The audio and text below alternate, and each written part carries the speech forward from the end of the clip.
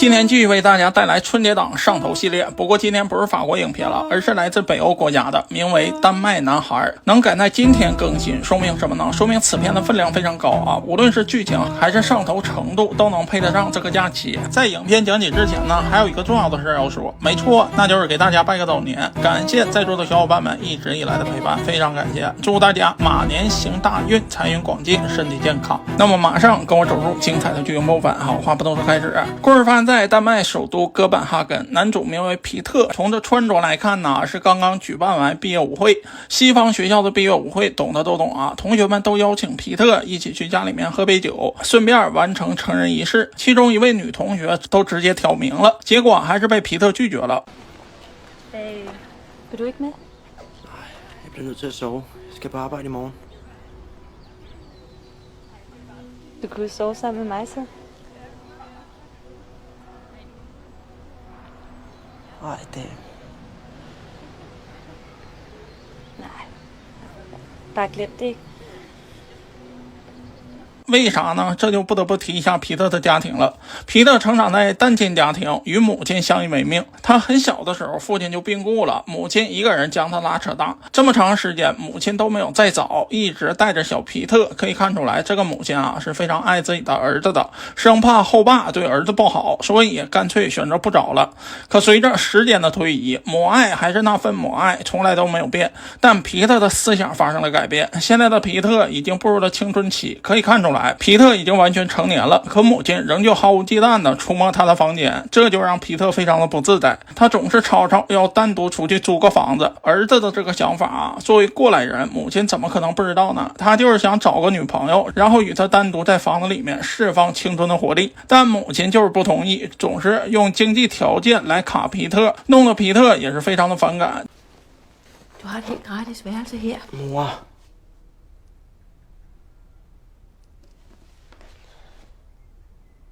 至于母亲的想法嘛，无非也就是可怜天下父母心，他不想让儿子过于放肆，找个不三不四的女人，或者是被骗。可皮特呢是青春期的孩子，母亲越是限制，皮特的逆反心理就越强。至于为什么影片刚开始皮特没有跟女同学确立关系呢？很大一部分原因就是出于母亲的看管，不同意皮特在外面租房子。既然不能与心仪的女孩子单独相处，也索性他就拒绝了。那怎么样才能顺利的弄到钱呢？自然是找工作了。在一天，皮特突然告诉母亲自己找到了工作。母亲听完以后啊，并没有高兴，因为啥呢？原来这个皮特是高中毕业，外国的大学制度啊与国内有些差别，可以半工半读。其实在国内某些不入流的大学也可以半工半读，混个学历嘛。母亲就是这个意思，希望皮特能找个兼职，然后混个学历，以后好找工作。可皮特呀并没有听进去，他的想法就是一门心思的赚钱，然后租房子，最后找对象。母亲听完呢，虽然有点不高兴，但也没有反对。就这样，皮特开启了毕业后的第一份工作，竟然是小区的保安。这小区也不太大，保安一共就2个人，一个是40多岁的中年大叔，名为约翰，是个酒蒙子，因酗酒的恶习始终都找不到工作，所以才在这个小区当了保安。看到年轻的皮特来，可给约翰高兴坏了。为什么呢？原因很简单，因为皮特年轻，非常好摆弄。也可以说，自从皮特来到以后，约翰就经常迟到早退。也正是这样，造就了一段孽缘。一天，约翰表示我下午出去一趟，实际上是去喝大酒了，让皮特独自一个人看管小区。皮特一看这也没啥事，就答应了。结果就在当天下午，一位女住户找到了保安室，想让他们帮忙修理一下自己的洗衣机，正好撞见了皮特。这丰满的外表再加上成熟女人的韵味，让正处在青春期的皮特那是望眼欲穿。自从那次见面以后，皮特便开始魂不守舍，满脑子都是那天的女住户，甚至还偷偷在晚上观望她的家。直到一天，皮特再也无法压抑内心上的冲动，便找到了约翰，询问他咱小区有没有规定不允许去住户的家里。约翰表示并没有这个规定，怎么的，你要去盗窃呀？皮特表示当然不是了，有人找我去修理洗衣机。约翰表示那可以，只要你会就行。皮特心合计修理个洗衣机有啥难的，便在网上查了一些攻略，之后就来到了906室，敲开了住户家的房门。再次见到女住户，皮特那是格外的紧张到语无伦次。当然了，皮特特在想什么？作为一个成年女性会不知道吗？当然不是了。也可以说那天在保安室看到皮特以后，女住户也产生了想法。这里有个细节啊，当初说了是让皮特去修理洗衣机，结果这次来了却让他修理的是马桶，这说明什么呢？说明修理也只是个借口，目的就是想让皮特去他家。而且在修理的过程中啊，女住户特意在卫生间洗了个澡，让皮特更加难以忍受。但是出于过度紧张，或者是可以说是胆子太小，皮特并没有过分的举动，两人也没有发生什么就分开了。在这之后，皮特一直在做心理建设，考虑到底要不要再往下发展一步。这时候啊，保安大哥送上了神助攻。之前就说了，这个保安是40来岁的大叔，并且还没结婚，这样的一个人呢，从认知上就有很大的缺陷。听说女住户看上了小皮特，立即开始起哄起来，表示可以啊，小伙子还是得年轻啊，我这老么卡死眼的没人看得上，赶紧享受自己的青春吧。原来这个女住户是新搬来的，名为安娜，大叔已经注意她很久了，没想到被你这个小子得逞了。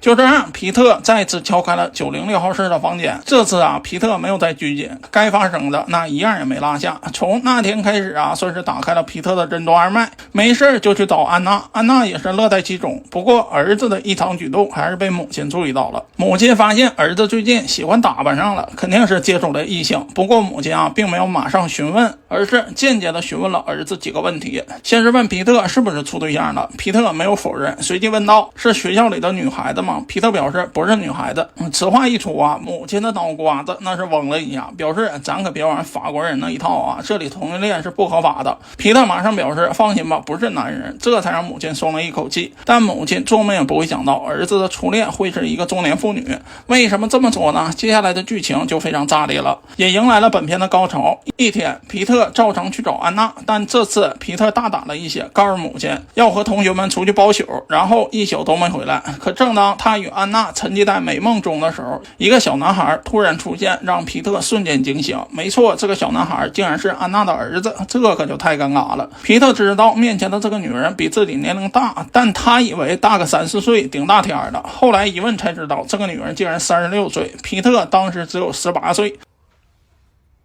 18 år. Mor 36, det er meget mere. Så meget mere er det altså heller ikke, skat. Man er voksen, når man er 18 år. Det er man også, når man er 36. Og 41, og 32, og 36. 这瞬间让皮特不知所措，没咋地，自己先当爹了。可紧接着戏剧的一幕来了，安娜突然决定与皮特分手，结束这段关系。皮特听完那是相当懵了，也相当伤心，毕竟自己才刚刚恋爱，他可不想这么轻易就失去自己的爱情。可从安娜的角度来看呢，这明显就是老奸巨猾了。这时候提分手，目的很明确，就是一个简单的考验。既然你知道我有孩子了，那想跟我在一起就必须接受这个孩子，要不然就不能在一起。正处在上头阶段的皮特，那别说他了，就换作是另一个男人，也会毫不犹豫的接受这个孩子。至于是不是暂时性呢，就说不准了。但让安娜没想到的是，这皮特啊，没按常理出牌，竟然把这件事告诉了自己的妈妈。很简单，他还是个孩子，失恋给皮特带来的打击非常大，以至于他躲在房间里面哭。母亲怎么可能看不出来的，便询问皮特对方到底是谁。这时候皮特才说了实话，表示是住在隔壁楼的，名为安娜。母亲先是愣了一下，随后询问哪个安娜，就是那个离婚带孩子那个吗？皮特点了点头。看到儿子这个表情，母亲瞬间情绪失控，这都是哪跟哪啊？他再大一点都能当你母亲了。可直到现在，皮特仍旧执迷不悟，表示这是自己的自由，他想喜欢谁就喜欢谁。面对自己辛辛苦苦养的好大儿，母亲呢是一句话也说不出来，内心充满了失望。而另一边的安娜还在继续着自己的计划。一天，她主动找到了皮特，表示自己要出去办点事儿，希望他能照顾一下孩子。说明什么呢？说明就是希望皮特能接受自己的孩子。经过这一拉一扯呀，皮特那是相当珍惜这次和好的机会了，立即就答应了安娜，而且对待他的孩子那是百般呵护，真把他当成是自己的儿子了。当然了，作为奖励，安娜也再次投怀送抱。也可以说，安娜太懂得怎样去拉近彼此之间的距离了，无非也也就是分分合合。但安娜貌似忽略了一件事，没错，那就是皮特的母亲同样也是独自将孩子拉扯大的母亲，也可以说她对儿子的期望值比任何事儿都要高。这样的一个女人怎么可能眼看着儿子掉入深坑呢？也就此，两个女人的战斗啊从这一刻打响了。儿子现在已经陷得太深，硬来的话可能适得其反。也就此，母亲来一招温水煮青蛙，不如直接与这个安娜过招，看她有几分能耐。母亲表示，既然你喜欢她的话，不如我们几个见个面吧，好谈一谈下一步怎么走。如果合适的话，我同意你跟她相处。皮特一听，那真是相当高兴了，以为母亲会同意这段恋情，很快就安排一起吃了晚饭。在晚饭的过程中啊，两个女人的对话那可谓是针尖对麦芒。母亲先是询问安娜是干嘛的，安娜表示自己现在没工作，不过凭她的阅历啊，找一份工作不是什么难事。母亲表示，那可能以后的生活会很困难呢，因为不久后啊，皮特还要去读大学呢。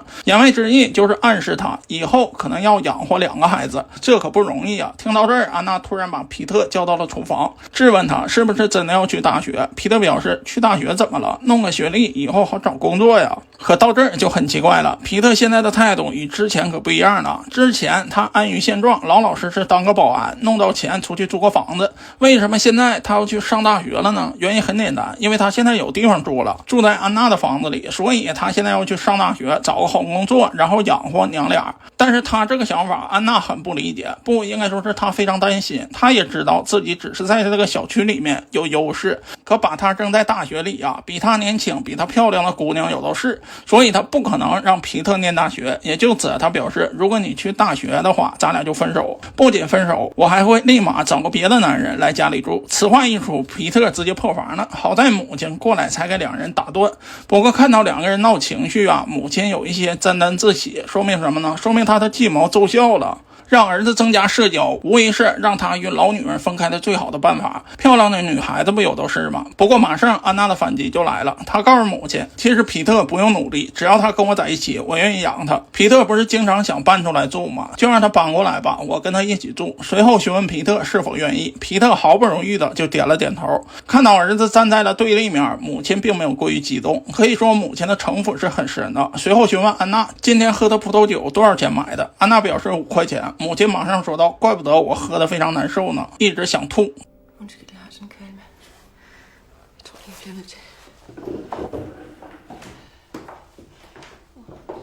一看这架势，皮特马上过来打了圆场，给母亲支走了。直到现在啊，皮特终于看出来，今天让两个人见面是多么的愚蠢。在这之后，皮特想了很多，真的开始考虑跟这个中年妇女在一起到底是对还是错。可每一次皮特犹豫的时候，安娜总会用手段给他哄好，也可以说他一直在用这不正当的手段维持这段关系。直到有一天，皮特还是胆怯了，认为母亲说的对，自己应该找一个同龄大的女孩子。也就此，他决定与安娜分手。这次是皮特主动提出来的，之前安娜提分手啊，只是试探，为了更大的目的。现在皮特提出来，那可真就是分手了。得知这件事以后，安娜情绪那是完全失控，怒骂皮特就是个妈宝男，连爱情都要听从父母的。然而面对安娜的责骂，皮特是一句话也说不出来。可令他做梦也没想到的是，在半夜的时候，安娜竟然在小区里面大闹起来，撕心裂肺的呼喊皮特的名字。这换作是谁也挂不住面子啊。母亲表示，你赶紧下去，别让他在这丢人现眼了。皮特呢，经历过这事儿啊，慌慌张张的就下了楼，然后给安娜哄好了，并且跟他回了家。为了锁住皮特，安娜再次使用了自己的手段。第二天早上，皮特回到家以后，母亲没有去上班，而是失魂落魄的躺在了皮特的床上。很明显，他对自己的儿子失望透顶，